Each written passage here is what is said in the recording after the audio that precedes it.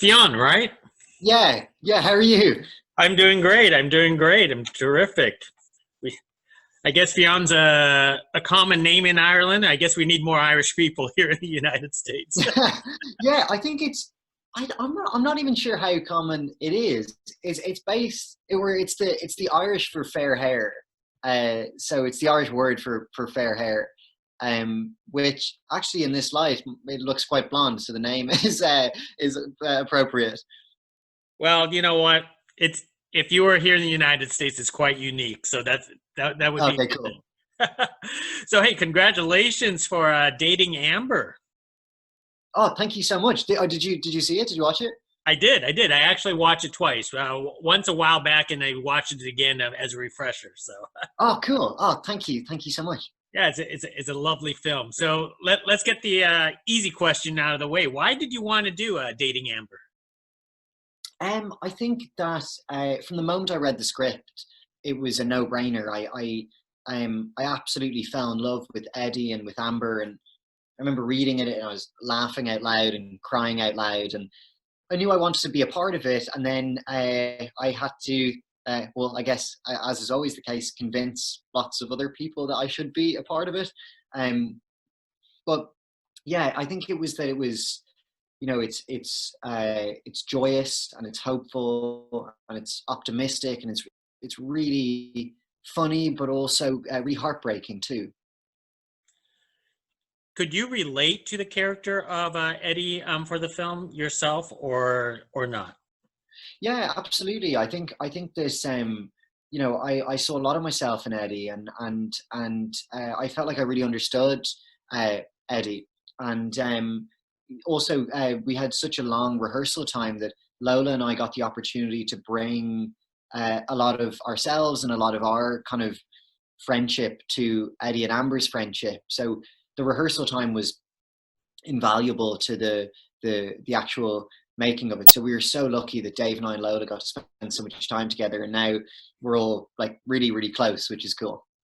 Yeah, I noticed that. I noticed that you and Lola have became quite good friends. So, what are some of the activities that you did to create that chemistry, that synergy together before production started?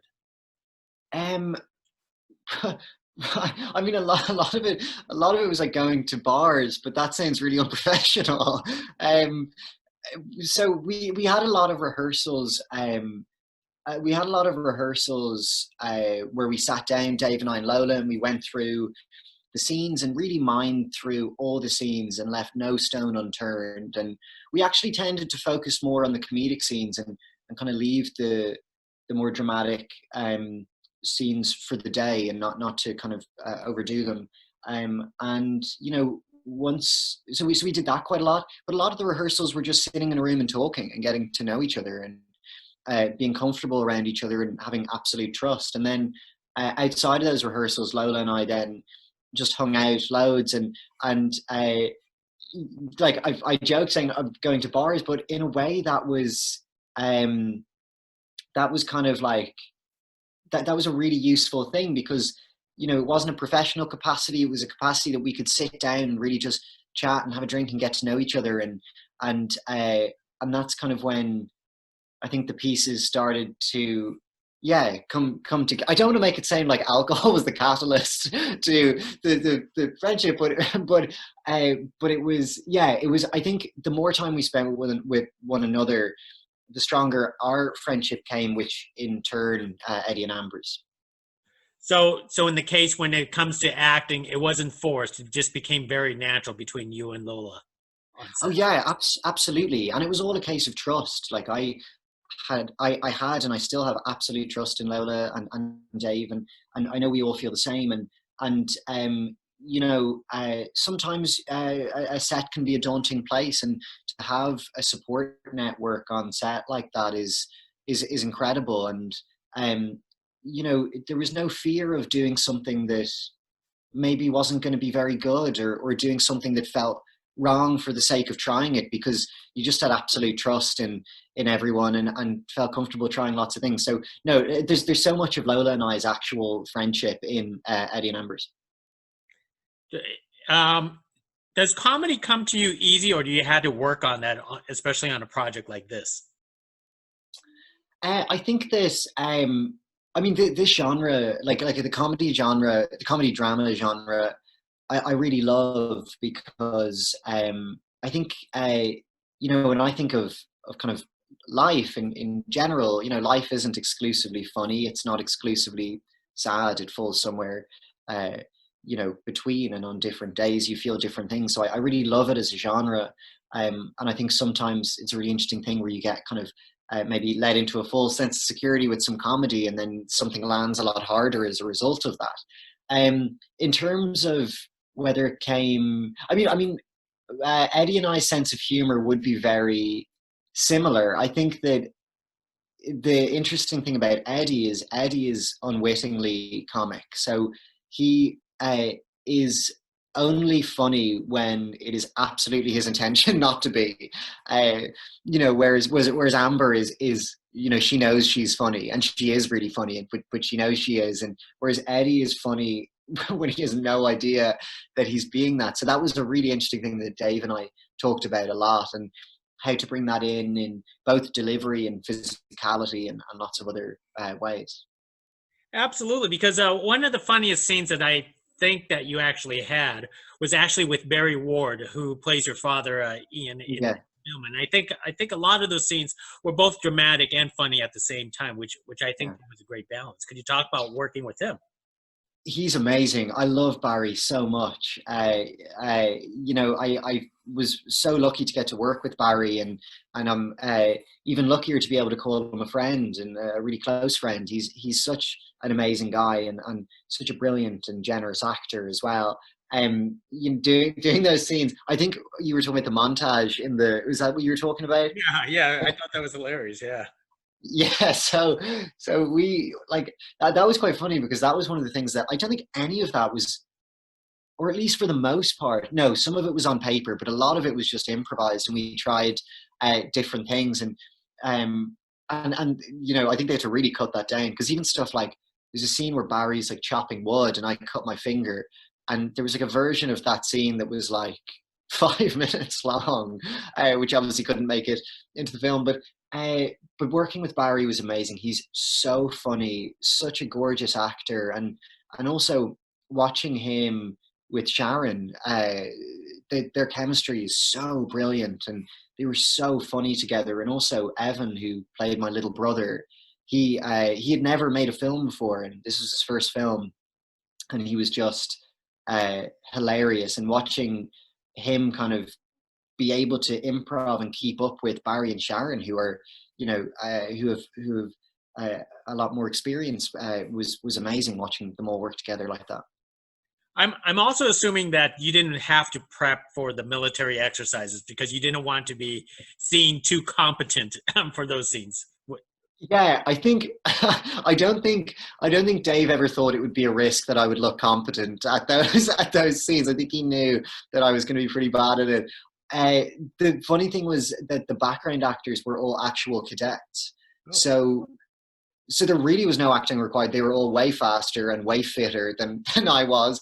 So there was really it was very easy for me to do that. The thing that I certainly forgot about though was that um, even though Eddie doesn't like you know, isn't very good uh, at these things at the start, you know, when you're filming, you're doing each one of these activities like 40 or 50 times. So you're still like climbing over this wall like 50 times. I remember there was like in like the lashing rain, and I remember being like, oh God, maybe I should have trained a little bit before that. But that stuff was so much fun, and all the background actors were so brilliant and so helpful as well to you know, the wealth of knowledge about the military. now, this being a delightful queer story itself, does a lot of queer scripts come your way? I mean, how do you choose your projects? Well, I would say that I mean, I would never uh, play a character solely based on their sexuality or anything like that. I think that yeah, I think that this is of course a queer story, and one thing that really excited me about this film was that it was a queer story that was framed with hope and with optimism and joy. And it's really important, I think, to frame queer stories with those things.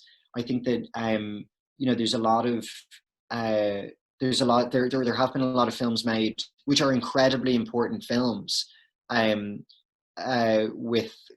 that are kind of very pessimistic, and I think it's really important to have kind of optimistic kind of counterparts to those films.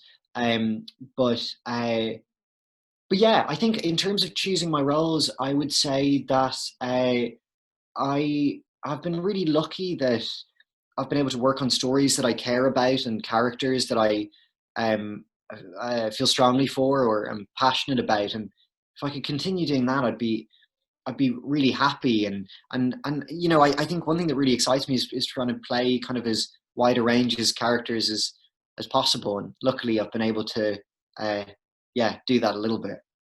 Excellent. I know you've been talking about, everybody asked about your upcoming movie, Cherry, with the Russo brothers.